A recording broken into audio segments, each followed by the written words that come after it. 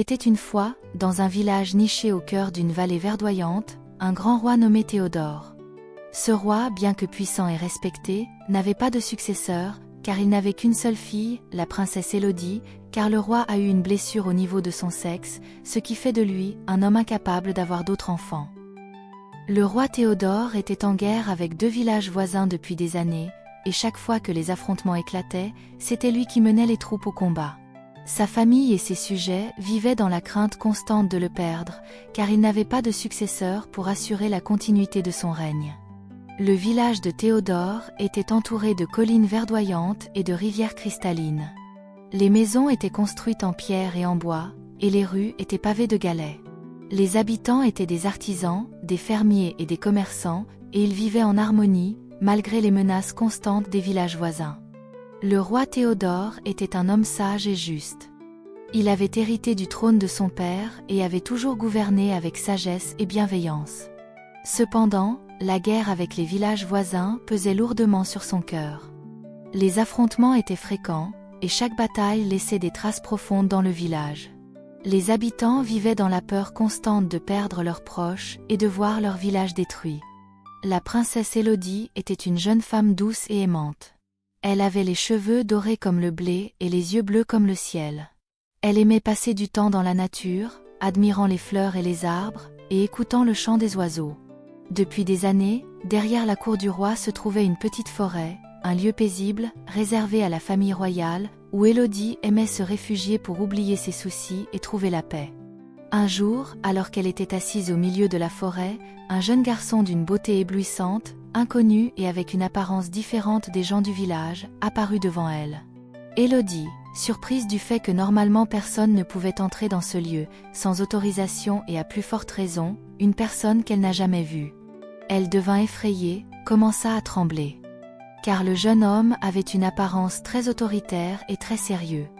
Il ne parlait pas. Le jeune homme s'approcha d'elle et, sans un mot, la déshabilla et commença à la violer. Élodie, paralysée par la peur, ne put rien faire pour se défendre. Au cours de l'acte, le jeune homme disparut soudainement, et Élodie s'évanouit juste au moment où elle s'est rendue compte que c'était un esprit, un génie. Lorsqu'elle reprit connaissance après plusieurs heures, elle courut vers la maison et raconta ce qui s'était passé à ses parents. Le roi Théodore, furieux et inquiet, ordonna à ses gardes de fouiller la forêt, mais ils ne trouvèrent aucune trace du génie qui a pris l'apparence d'homme. Le roi fit appel à ses conseillers et à ses guérisseurs, mais personne ne put expliquer ce qui s'était passé. La reine, une femme douce et aimante, malgré l'événement tragique, prit soin de sa fille avec tendresse et compassion. Elle passa des heures à ses côtés, lui parlant doucement et la réconfortant. Élodie, bien que traumatisée, trouva un peu de réconfort dans l'amour de sa mère. 2 mois plus tard, Élodie se rendit compte qu'elle était enceinte. La nouvelle créa la panique dans la famille et le village. La grossesse d'Élodie dura 2 longues années, et le roi fit venir de nombreux féticheurs et guérisseurs pour tenter de comprendre ce qui se passait, mais aucun ne put apporter de solution. Les habitants du village étaient divisés. Certains croyaient que l'enfant à naître était un signe de malheur, tandis que d'autres pensaient qu'il pourrait être un sauveur. Les rumeurs allaient bon train, et les spéculations étaient nombreuses. Le roi Théodore, très inquiet, mais restait ferme et déterminé à protéger sa fille. La reine, bien que préoccupée, continuait de soutenir Élodie avec amour et patience. Elle passait des heures à ses côtés, lui racontant des histoires et lui chantant des berceuses. Élodie, bien que toujours traumatisée, trouvait un peu de réconfort dans l'amour de sa mère. Un jour, le ventre d'Élodie commença à lui faire terriblement mal. Le roi fit à nouveau venir des féticheurs, mais aucun ne put soulager sa douleur. Le 3e jour, le soleil disparut soudainement, et toute la terre fut plongée dans l'obscurité. La peur s'installa dans tout le village, et les habitants se mirent à prier pour que la lumière revienne. Le 7e jour, Élodie accoucha enfin d'un garçon. À l'instant où l'enfant vint au monde, le soleil réapparut, et la lumière revint sur la terre. C'était un grand garçon, si beau qu'il brillait comme un diamant. Personne ne pouvait fixer son regard sans être ébloui par sa lumière. La joie s'installa dans le village, et les habitants célébrèrent la naissance de ce fils miraculeux. Le roi Théodore, inquiet de la nature du bébé mais soulagé de la souffrance de sa fille, organisa une petite fête pour la naissance de son petit-fils. Les habitants du village se rassemblèrent dans la grande salle du château, et des festivités furent organisées pendant plusieurs jours. Pendant ces moments, le roi ne savait pas que cet enfant né avec un destin tragique allait être le centre de tout ce qui va bouleverser toute l'évolution du royaume. Les musiciens jouaient des mélodies joyeuses, et les danseurs virevoltaient au rythme de la musique. Les tables étaient couvertes de mets délicieux, et les rires résonnaient dans tout le château. Le garçon, nommé Liam, pendant qu'il grandit, était un enfant trop curieux. Il était trop différent de tous les enfants du village de son âge. Il riait tout le temps. Et ne cessait jamais de poser des questions. Il se fâchait rarement. Il aimait explorer la forêt et découvrir les secrets de la nature. Il passait des heures à observer les animaux et à étudier les plantes. Sa mère, Élodie, l'accompagnait souvent dans ses explorations, et ils partageaient des moments de complicité et de joie. Liam grandit et devint un jeune homme fort et courageux. Il fut nommé chef de guerre du village, et sa bravoure et sa sagesse étaient admirées de tous. Très vite, il mena les troupes au combat contre les villages voisins et remporta victoire après victoire. Les ennemis, impressionnés par sa force et sa lumière, finirent par se rendre et signer des traités de paix. Un jour, des troupes ennemies attaquent le village par surprise, et les habitants étaient pris au dépourvu. Liam, une fois informé, avec une détermination et une bravoure inégalées, mena ses troupes au combat. Il se battit avec une force et une agilité impressionnantes, et ses ennemis tombèrent les uns après les autres. Et il avait emprisonné plusieurs soldats ennemis une fois le combat terminé. Les habitants du village, impressionnés par la bravoure de Liam, l'acclamèrent comme un héros. Le roi Théodore, fier de son petit-fils, le félicita chaleureusement et lui offrit une épée en or, symbole de son courage et de sa force. Mais il était loin de savoir que ce qu'il redoutait le plus allait finir par se produire. Quelques années passèrent, et Liam continua à veiller sur son peuple. Il mena de nombreux combats et remporta de nombreuses victoires. Les villages voisins, impressionnés par sa force et sa lumière, finirent par se rendre et signer des traités de paix. La paix régna enfin sur la vallée, et les habitants purent vivre en harmonie et en sécurité. Le roi Théodore, soulagé et fier, put enfin se reposer, sachant que son royaume était entre de bonnes mains. La princesse Élodie, quant à elle, trouva la force de surmonter son traumatisme grâce à l'amour et à la lumière de son fils. Elle devint une femme forte et courageuse, et elle continua à soutenir son fils dans ses missions. Le village prospéra, et la paix régna enfin sur la vallée. Les habitants vivaient en harmonie, et la joie et la sérénité régnaient dans les cœurs. Le Fils de la Lumière continua à veiller sur son peuple, et son règne fut marqué par la justice, la sagesse et l'amour. La paix retrouvée apporta une nouvelle ère de prospérité au village.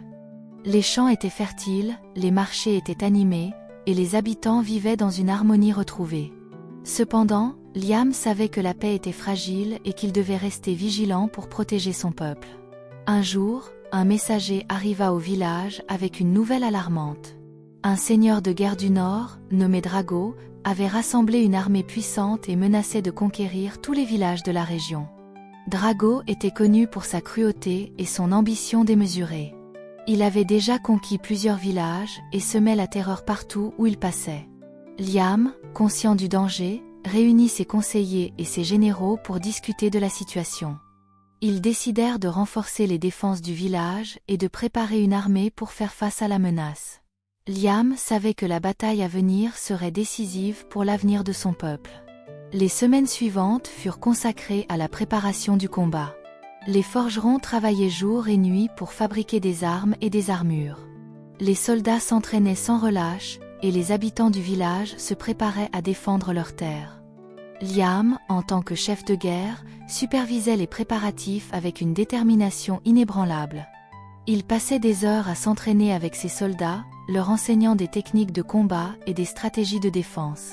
Il savait que la clé de la victoire résidait dans la cohésion et la discipline de son armée. Élodie, bien que toujours traumatisée par son passé, trouva la force de soutenir son fils dans cette épreuve. Elle organisait des réunions avec les femmes du village pour préparer des provisions et des soins pour les blessés. Son courage et sa détermination inspiraient les habitants et renforçaient leur esprit de solidarité. Un matin, exactement au moment où personne ne s'y attendait, les troupes de Drago envahissent le village, formant une masse sombre et menaçante. Surpris, Liam mit le village en état d'alerte et, à la tête de son armée, se mit à défendre son village alors qu'il ne faisait même pas encore jour.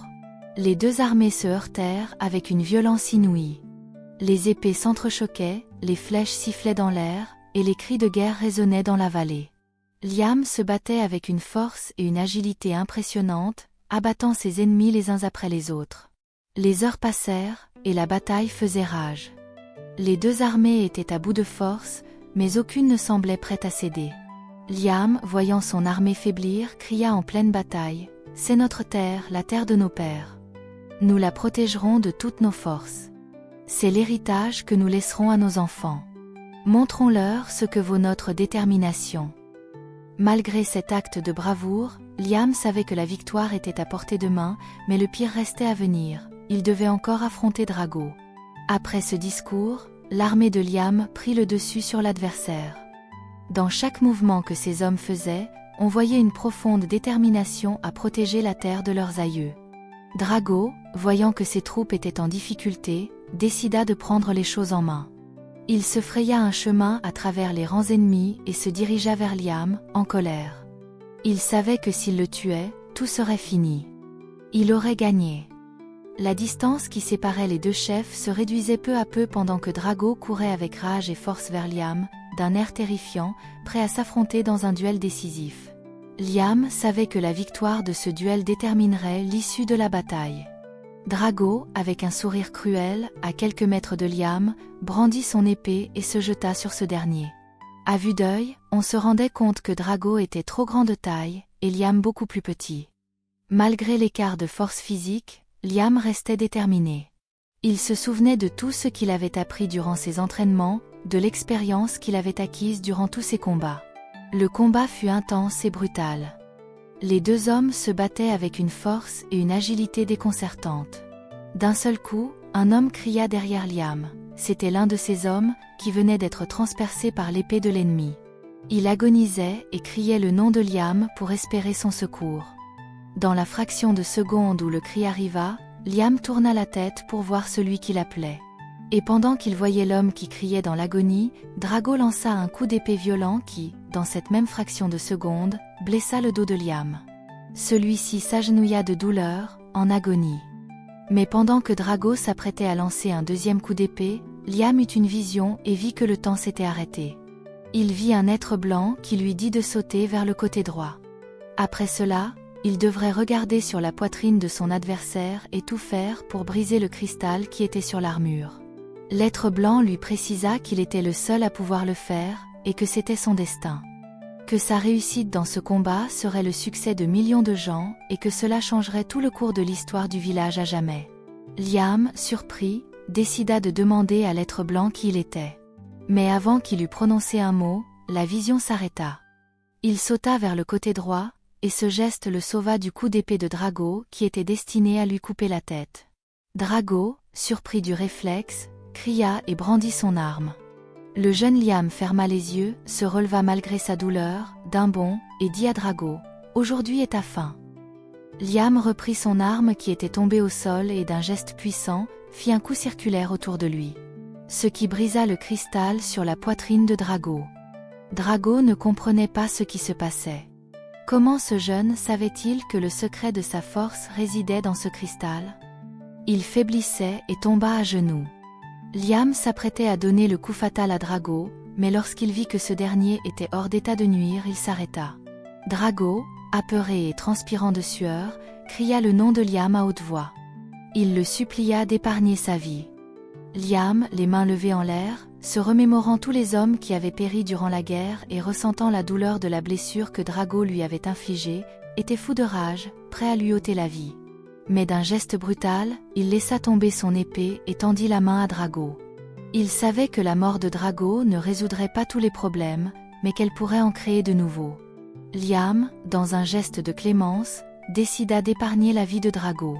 Il savait que la paix ne pouvait être durable que si elle était fondée sur la réconciliation et le pardon. Il tendit la main à Drago et lui offrit une chance de se racheter. Drago, surpris par la clémence de Liam et voyant sa vie sauve, accepta. Il se prosterna à ses pieds, la guerre prit fin. Les deux chefs de guerre se rendirent au palais. Là, Drago se mit au sol, en pleurant, demandant pardon pour tous ses actes. Il renonça à ses ambitions de conquête et promit de travailler en collaboration avec le village de Liam, pour la paix et la prospérité de la région.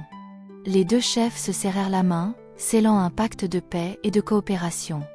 Après quelques mois, cette coopération rendit très prospères les deux villages. Ce n'est qu'après l'issue de cette guerre que le roi et tout le royaume comprirent que c'était pour cette victoire précise, que le père du roi n'avait pu remporter, que le génie avait enceinté la princesse. Ils en étaient tous fiers et considéraient Liam comme un ange protecteur pour leur village. Et les habitants devinrent extrêmement riches et heureux pour toujours. Voici s'affiche à droite une vidéo encore plus intéressante que celle-ci. Tu ne regretteras jamais de l'avoir cliqué dessus. Allez, clique dessus, on se retrouve dans la vidéo.